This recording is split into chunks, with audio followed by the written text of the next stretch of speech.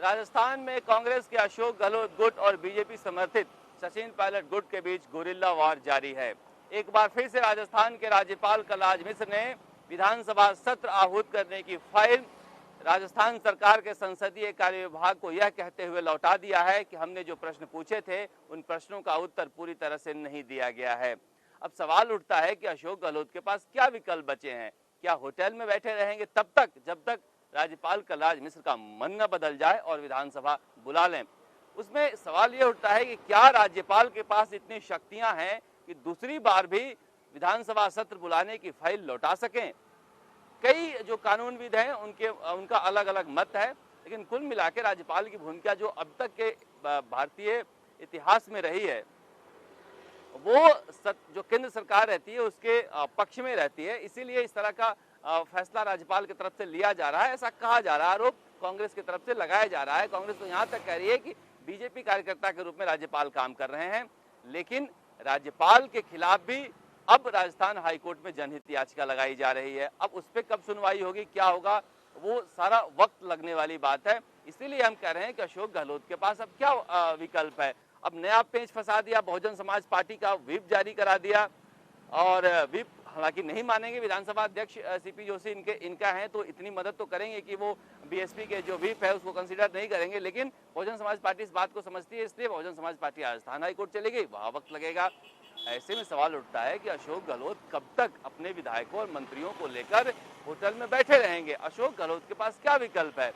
अभी तो फिलहाल अशोक गहलोत ने तय किया है कि अब गुस्से से काम नहीं करेंगे।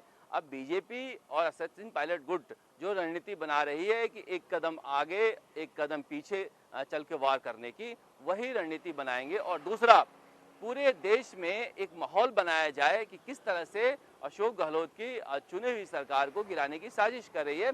इसीलिए देश भर में राजभवन का घेराव किया जा रहा है। हालांकि राजभवन का घेराव यहाँ नहीं किया जा रहा है, भले पूरा इंतजाम किया गया है, चारों तरफ पुलिस लगाई गई है, बैरिकेडिंग किया गया है, लेकिन कहीं ना कहीं कांग्रेस के मन में एक डर है कि बीजेपी मौका खोज रही है कि राष्ट्रपति शासन लागू कर दिया जाए। अगर यहाँ कुछ हादसा होता है खुदा न खास्ता तो बीजेपी को मौका मिल जाएगा कि राष्ट्रपति शासन लागू करने के हालात हैं राजस्थान में और राष्ट्रपति शासन लागू कर देंगे। इसलिए कांग्रेस ने एक कदम पीछे खींचते हुए कहा कि राजस्थान में राजभवन की पूरी सुरक्षा हम करेंगे, यानी अपनी तरफ से कोई गलती नहीं करना चाहते हैं। अब फिर वही बात है कि लेकिन गलती तो नहीं करना चाहते हैं, कोर्ट के सहारे, जांच एजेंसियों के सहारे कब तक होटल में बैठ के सरकार चलेगी।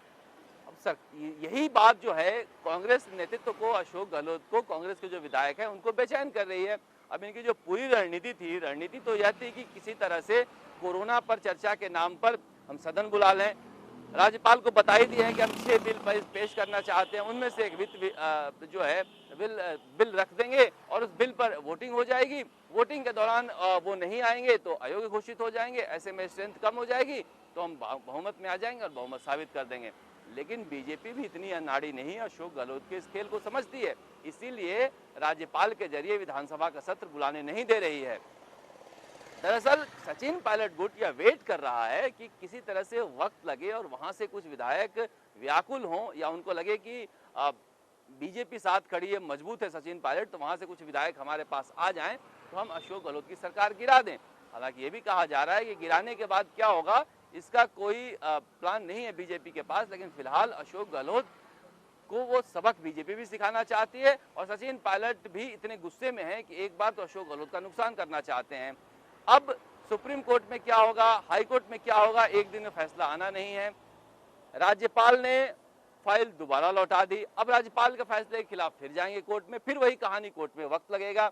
यानी कुल मिला के अशोक गहलोत घिरे हुए हैं, विधायक है उनके पास, हो सकता है कि मौका मिले तो बहुत साबित कर दें। हालांकि इसको लेकर भी तरह तरह के सवाल उठते रहे, लेकिन फिलहाल तो होटल में बैठे कांग्रेस के विधायकों में मायूसी है, निराशा है कि क्या होगा। और बहुजन समाज पार्टी को लेकर जो नया दांव खेला है सचिन पायलट गुट ने और बीजेपी ने, उसे लेकर भी कांग्रेस जो है एक तरह से अंदर बेचैनी बढ़ती जा रही है कि अब क्या होगा।